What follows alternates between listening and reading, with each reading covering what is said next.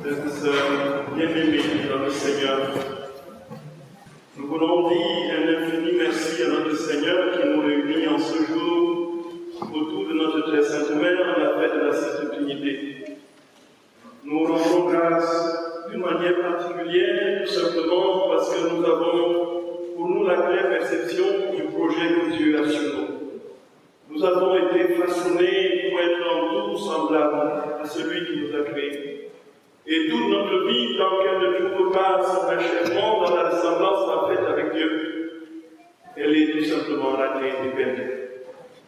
Et la fête de la Sainte Trinité, on pourrait dire qu'elle est le couronnement justement de la fête liturgique. Tout simplement parce que c'est le sommet de la réalisation du projet de Dieu, après avoir créé l'univers et après l'avoir racheté par son sang, il veut désormais que nous participions de manière totale à cette vie trinitaire qu'il est lui-même. Frères et sœurs bien-aimés, la grâce nous est donnée d'abord de comprendre que nous sommes enfants de Dieu. Et naturellement, comme enfants de Dieu, nous sommes intimement et particulièrement unis à son projet d'être des fils, comme nous l'avons entendu dans la première lecture, d'être des héritiers. Nous sommes héritiers de Dieu et co-héritiers avec le Christ. On ne le dira jamais assez, frères et sœurs bien-aimés. Le Seigneur ne se contentera pas de nous donner des miettes, mais bien au contraire, il veut nous faire participer pleinement, totalement et parfaitement à sa vie divine. Et la Trinité a ceci de particulier qu'elle est propre aux chrétiens. Seuls les chrétiens confessent un Dieu en 3 personnes. Seuls les chrétiens sont capables de dire qu'il y a en Dieu un nous. Seuls les chrétiens peuvent dire Dieu est amour. Là où les autres religions, y compris celles dominantes, peuvent concevoir un Dieu particulièrement rigide et blotti dans les creux de sa majesté, là où l'on conçoit un Dieu intransigeant qui n'a aucun sentiment, là où on conçoit et pense un Dieu qui attend le moindre faux pas de l'homme pour le châtier et le purifier, nous chrétiens, frères et sœurs bien-aimés, nous professons que Dieu est amour. Ce n'est pas simplement un attribut de Dieu, c'est l'essence de Dieu, c'est ce qui le constitue substantiellement. Dieu est amour, c'est son nom. Dieu est amour, dit Saint Jean, celui qui demeure dans l'amour, demeure en Dieu et Dieu demeure en lui. Il s'ensuit, frères et sœurs bien-aimés, que ce Dieu, nous ne pouvons plus le craindre, tout simplement parce qu'il est amour. Et justement, c'est parce qu'il est amour qu'ils peuvent être 3 personnes. Ils sont 3 personnes parce qu'il est amour.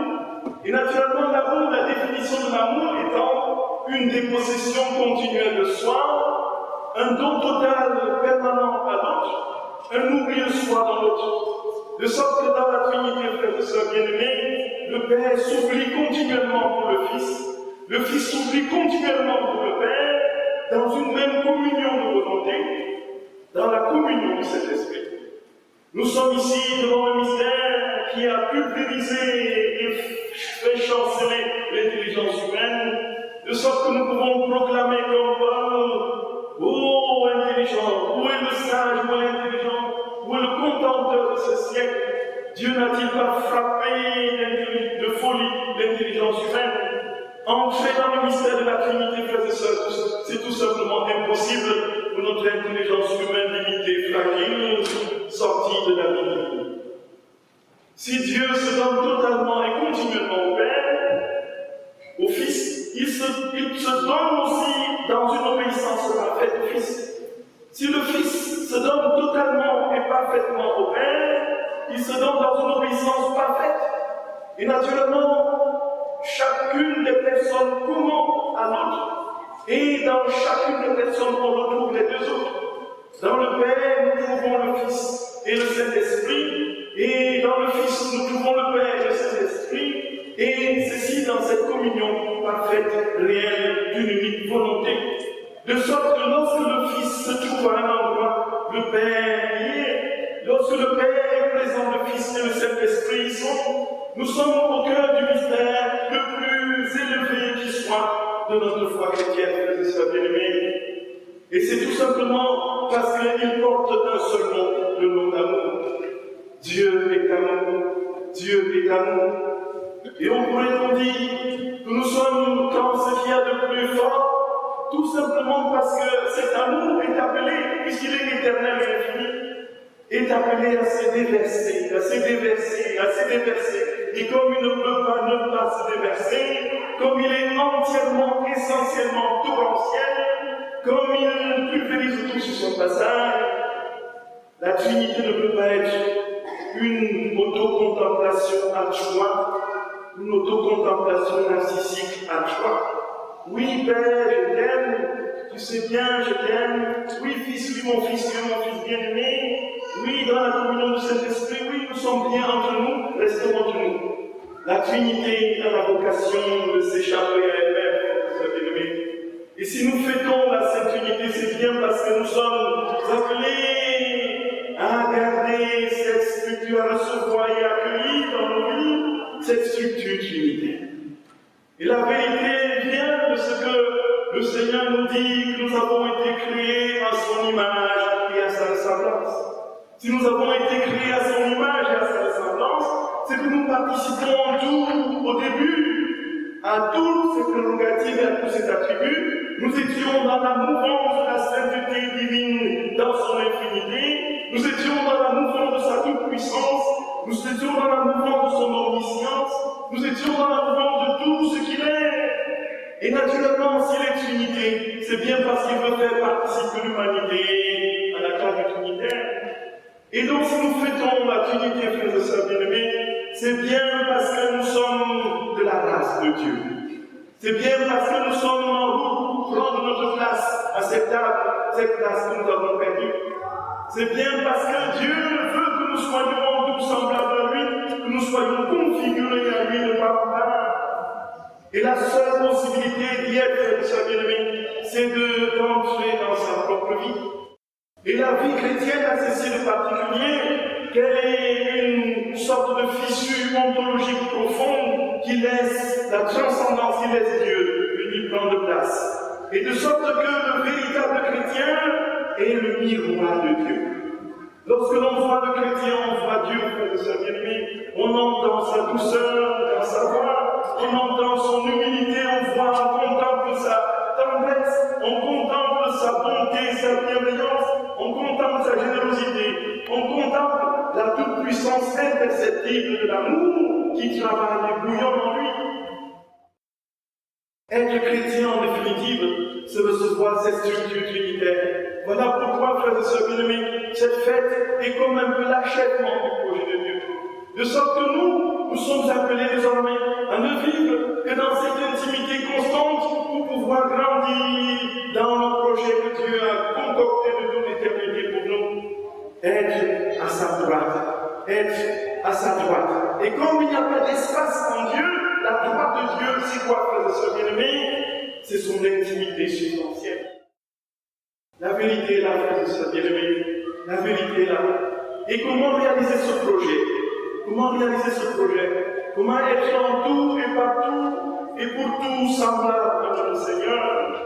Notre vie, frères et sœurs bien-aimés, notre vie, la voici en vérité.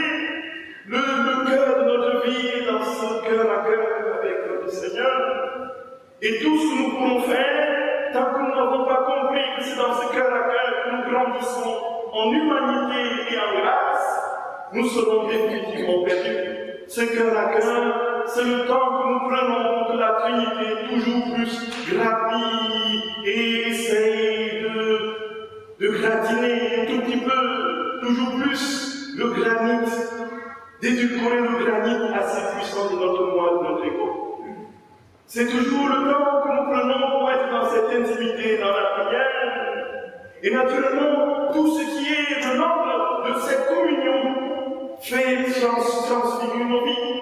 Tout le temps que nous prenons pour la prière et l'intimité avec le Seigneur, retentit non seulement sur nos frères et sœurs bien-aimés, mais sur l'humanité tout entière, y compris cette humanité passée, présente et future, puisque Dieu vivant sa vie en nous, embrasse toutes les générations d'hommes de tous les temps. La vie intérieure est le seul mobile de l'homme, c'est la seule vocation que Dieu lui a assignée. Et quand il est parti, quand il est monté, il a dit, veillez, veillez, veillez et priez, veillez et priez. Et il dit par ailleurs dans Jean chapitre 15, sans moi vous ne pouvez rien faire. Tant que nous n'avons pas compris que nous ne serons jamais véritablement nous-mêmes, sinon en Dieu, notre vie, frères et sœurs bien-aimés, ira flottant dans des chemins de travers, loin du véritable bonheur. La vie véritable est en Dieu. La vie véritable est en Dieu.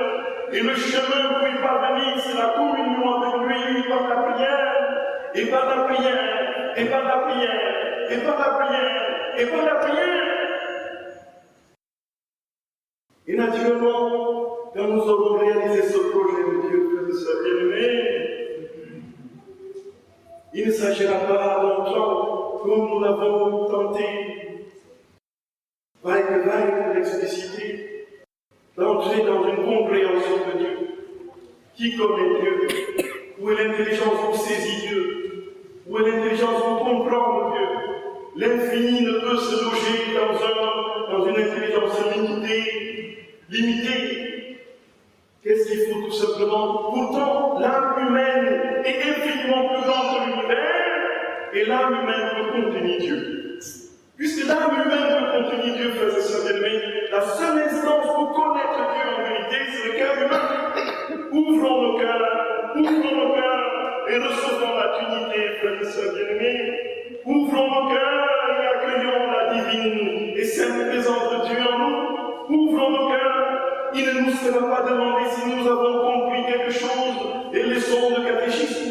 Il ne nous sera pas demandé si nous avons compris quelque chose des relations qui unissent les trois personnes divines.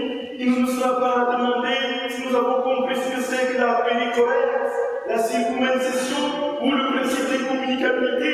Il nous sera demandé, est-ce que tu as aimé? Est-ce que tu as aimé? Est-ce que tu as aimé? Tout est une question d'amour, d'amour, d'amour, d'amour. Frères et sœurs bien-aimés, et quand nous l'avons compris, notre vie change.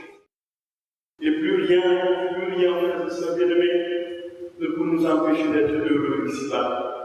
Tout simplement parce que le ciel s'est déposé en nous. Le ciel s'est déposé en nous. Nous avons participé en tout à la Trinité bienheureuse. Nous sommes désormais de la structure trinitaire et sa vie en nous est le reflet de sa propre vie. Notre ciel commence et notre vie, frères et sœurs bien-aimés, s'en va. Tout simplement comme sur les roulettes de la grâce, malgré les difficultés et les épreuves. Et alors, nous aurons la joie, lorsque notre temps aura sonné, le passage vers notre monde sera qu'une simple formalité, où nous venons notre très sacré, glorieux, qui a reçu tout en elle d'une manière parfaite. Nous la verrons nous accueillir dans son cœur immaculé. Il nous projettera dans le cœur sacré de son Fils. Et naturellement, nous serons dans les bras de la Trinité bienheureuse pour les siècles et les siècles. Amen.